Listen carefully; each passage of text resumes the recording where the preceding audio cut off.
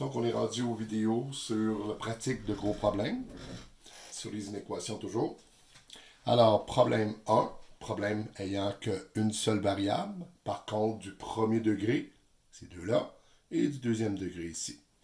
Alors, la question, c'est donne l'ensemble de solutions qui respectent les trois inéquations suivantes. 2x plus 7 doit être plus grand que 13, moins 5x plus 4 plus grand ou égal à moins 46, et 5 doit être plus grand ou égal à 4x moins 3 au carré moins 139. Alors, ce qu'on va faire, on va traiter séparément chacune des inéquations.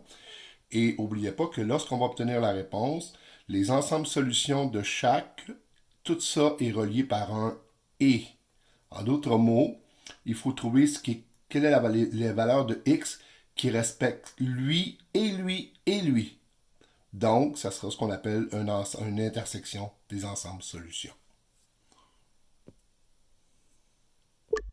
Alors, on y va avec la première inéquation. 2x plus 7 doit être plus grand que 13. Puisque je n'ai pas le égal ici, encore une fois, les points frontières seront rejetés. Trouvons les points frontières. Donc, 2x plus 7 égale à 13. On se souvient quand on cherche la frontière, on remplace par un égal. On trouve que x est égal à 3. Alors là, il y a deux possibilités. En passant, le 3 est exclu, n'oubliez pas, parce qu'il n'y a pas l'égal. Ou bien la solution, c'est 3 à l'infini. Ou bien la solution, c'est à gauche de 3, c'est-à-dire c'est de moins l'infini jusqu'à 3 exclu. Pour le savoir lequel des deux, on fait le test dans notre première équation, on fait le test de x égale 0. On ne fait pas le 0, 0, on n'est pas dans un plan, là, on est sur une ligne. X égale 0, on remplace et ça donne faux. Donc, ça veut dire que le 0, le x égale 0, qui est à peu près ici, ben, il ne peut pas être dans la réponse. Alors, lequel des deux nous dit qu'il n'est pas dans la réponse? Ben, c'est le premier. Et le premier, c'est donc boule vide à 3 jusqu'à l'infini, qu'on va écrire temporairement simplement par x doit être plus grand que 3. Bon, j'imagine qu'il y a beaucoup d'élèves qui ont remarqué que, monsieur, pourquoi faire tout ça? On a juste à faire l'algèbre là-dessus. Donc, 2x plus 7 plus grand que 13, 2x plus grand que 6, x plus grand que 3. Je suis entièrement d'accord. Pour des petites équations comme ça, on peut toujours le faire de même. Mais moi, je veux rester avec la notion de test avec un point. Parce qu'à deux variables et du deuxième degré, ça se complique. Donc, je vais toujours rester avec la même explication. Mais oui, il est permis, si vous voulez le faire à la méthode courte comme celle-ci, vous pouvez le faire. Alors, continuons. Deuxième inéquation.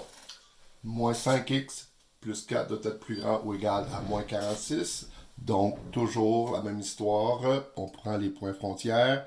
Ils sont inclus parce qu'ici, il y a un égal.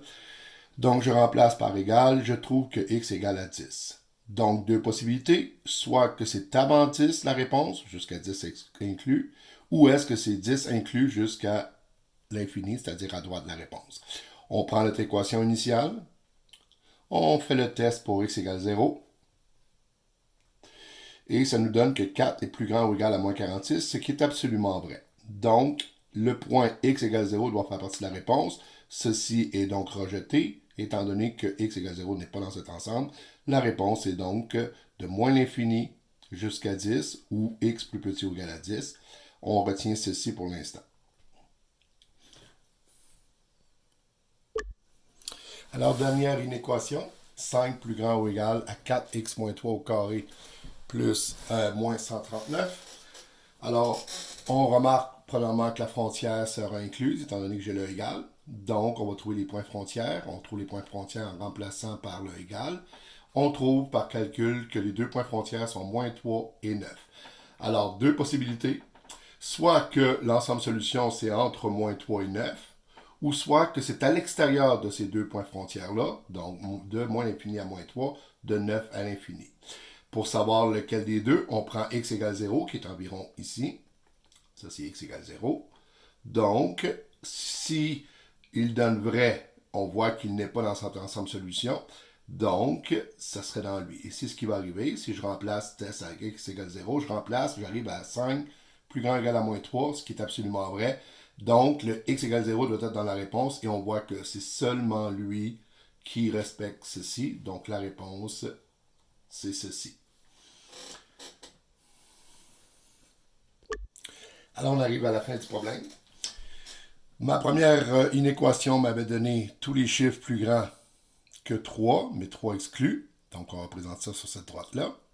Ensuite, la deuxième inéquation nous avait dit que c'est tous les chiffres en bas de 10. 10 étant inclus. Donc c'est cette ligne-là ici. C'est l'ensemble solution. Et finalement, ceci avait donné comme ensemble solution tous les chiffres entre moins 3 et 9. Alors là, il faut trouver ce qui est commun aux 3. Alors on voit que le 3 est commun à ces deux-là, mais il n'est pas commun à lui. Donc, ça veut dire que 3 ne peut pas être inclus, puisqu'il n'est pas commun pour le premier. Donc, moins 3 exclu. Et ici, on voit qu'à 9, le 9, il est dans la solution, il est dans lui, il est dans lui, donc ça va jusqu'à 9, mais on ne peut pas dépasser 9. Donc, la réponse finale, toutes les valeurs de x qui satisfont aux trois inéquations en même temps, c'est x appartient à moins 3 exclu à 9 inclus. Alors, le prochain problème, on va faire un problème avec deux variables. Donc, un peu plus élaboré comme question.